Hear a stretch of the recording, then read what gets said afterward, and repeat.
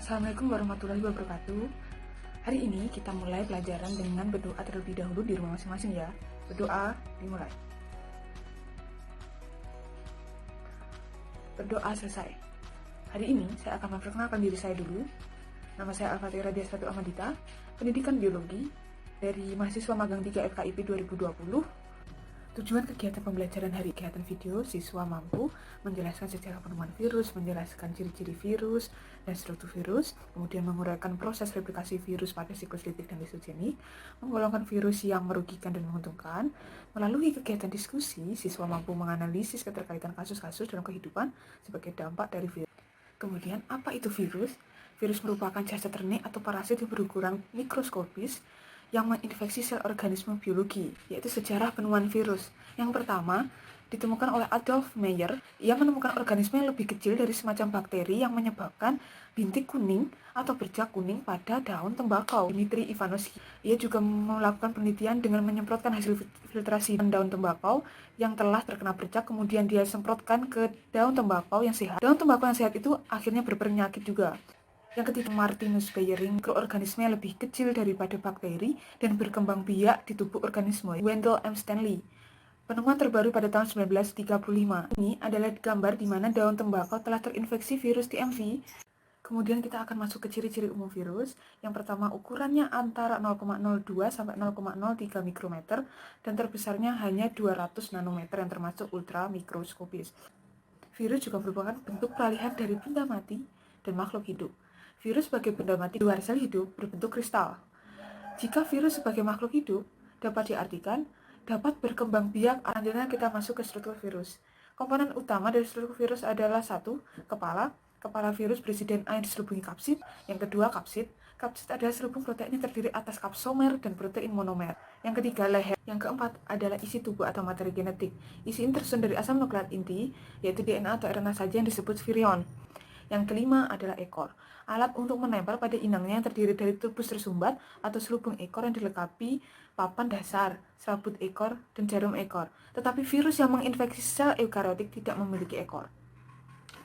Kemudian kita masuk ke ragam bentuk virus. Yang pertama adalah bulat atau sfera atau bola. Yang kedua adalah bentuk T atau kompleks, yaitu bakterifag. Bentuk polyhedron atau persegi banyak, kemudian helix atau batang seperti tobacco mosaic virus. Yang terakhir adalah silindris memanjang seperti Ebola virus. Kemudian ragam virus yang terbagi dua macam. Yang pertama yaitu menurut virulensinya atau kekuatan penginfeksinya. Kedua, menurut ada tidaknya flow. Kemudian kita masuk ke reproduksi atau replikasi virus. Yang pertama adalah siklus litik. Siklus litik pertama, fase adsorpsi adalah fase penempelan dari partikel virus atau virion pada sel inang yang sesuai. Fase injeksi virus melakukan penetrasi pada dinding atau membran sel dengan melisiskan atau menghancurkan dinding sel inang. Fase eklifase. Pada fase eklifase, setelah bercampur dengan sitoplasma inang, DNA virus mengambil alih kendali DNA inang. Fase sintesis akan menggunakan sistem metabolisme sel inang untuk menghasilkan komponen-komponen virus. Dan fase replikasi atau digandakan dalam jumlah yang sangat banyak. Kemudian fase perakitan. Pada tahap ini, kapsid virus yang masih terpisah-pisah antara kepala, ekor, dan serabut ekor akan mengalami proses perakitan menjadi kapsid yang utuh. Kemudian fase lisis, virus akan mengeluarkan enzim lisosim untuk menghancurkan sel inang yang kemudian diikuti dengan pelepasan virus-virus baru. Dan yang kedua adalah siklus lisogenik. Fase absorpsi. Pada tahap ini sama dengan apa yang terjadi pada siklus litik, di mana virus akan menempel pada dinding atau membran sel inang. Yang kedua adalah fase injeksi. Pada tahap ini, virus akan memasukkan materi genetik ke dalam sel inang, sama seperti pada siklus litik. Ketiga adalah fase penggabungan. Pada tahap ini, virus akan memutus rantai ikatan asam nukleat sel inang dan masuk ke dalam ikatan. Kemudian kita masuk ke fase pembelahan.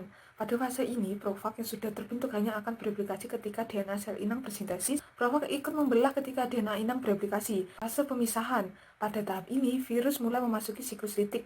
Siklus lisogenik dapat berubah menjadi siklus litik. Masuk ke fase eklifase. Pada fase ini, virus akan mengambil alih semua kegiatan sel inang. Kemudian fase sintesis. Setelah mengendalikan proses metabolisme sel inang, virus akan memproduksi komponen-komponen tubuhnya. Dan fase replikasi.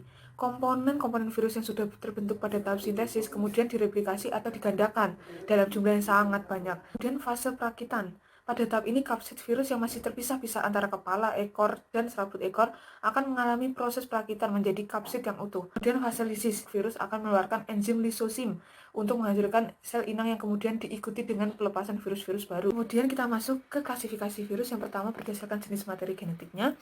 Virus materi genetik DNA. Virus RNA yaitu virus HIV, H5N1. Yang kedua berdasarkan jenis sel inang yang diinfeksi. Kemudian kita masuk ke peranan virus. Yang pertama yaitu jenis virus menguntungkan seperti interferon. Yang kedua adalah profag.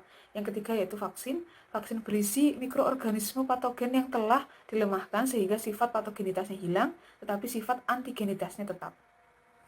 Kemudian ke contoh vaksin yang telah ditemukan. Yang pertama yaitu OPV, yang kedua adalah HPV, yang ketiga adalah VZV, yang keempat adalah MMR. Kemudian peranan virus yang merugikan. Berdasarkan sel inang yang diinfeksi, virus dibagi 4. Kemudian virus yang menyerang tumbuhan yang pertama seperti Rice tumorobacillioform virus atau RTBV dan Rice tumorospherical virus. Yang kedua adalah Tobacco mosaic virus atau TMV, dan yang ketiga adalah Turnip yellow mosaic virus. Virus yang menyerang tumbuhan selanjutnya adalah Cucumber mosaic virus. Yang kelima Citrus leprosis virus atau CLV. Yang keenam adalah Sugarcane mosaic virus atau SCMV. Kemudian virus yang menyerang hewan, yang pertama adalah Paramyxovirus dan disebut tetelo. Yang kedua adalah Coxsackie virus, yang ketiga adalah bovine papillomavirus. Kemudian virus yang menyerang selanjutnya yaitu Rhabdovirus atau menyebabkan rabies pada anjing, kera, dan manusia. Yang kelima ada Rosarcoma virus atau RSV. Yang keenam adalah Orthopoxivirus menyebabkan penyakit cacar pada sapi.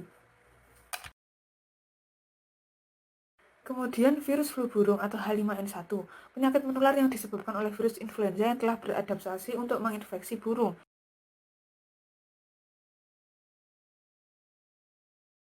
Virus yang menyerang manusia yang pertama orthomyxovirus, yaitu menyerang saluran pernapasan dan menyebabkan flu.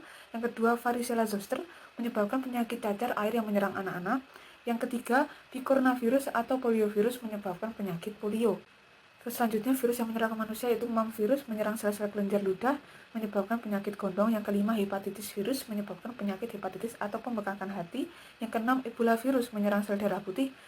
Kemudian virus HIV yaitu menyerang sel darah putih jenis limfosit sehingga kekebalan tubuh menurun dan sebagai penyebab penyakit AIDS. Pencegahan terhadap infeksi virus seperti saat ini yaitu virus corona, kita harus menerapkan pola hidup sehat dengan menjaga kebersihan, menggunakan masker, selalu mencuci tangan, mengkonsumsi makanan sehat dan seimbang, berolahraga secara teratur, beristirahat yang cukup, menghindari stres, menghindari rokok dan minuman beralkohol. Dan kemudian dilakukan vaksinasi.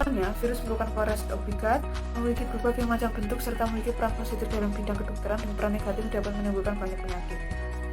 Selanjutnya yaitu mengerjakan tugas. Yang pertama mengerjakan post-test pilihan ganda pada link Google Form yang akan saya share di WA. Yang kedua membuat poster ditulis tangan di buku masing-masing tentang upaya pencegahan penyebaran virus HIV, kemudian difoto dan kemudian diupload di link Google Form yang akan saya kirim di WA. Sekian dari materi hari ini. Wassalamualaikum warahmatullahi wabarakatuh.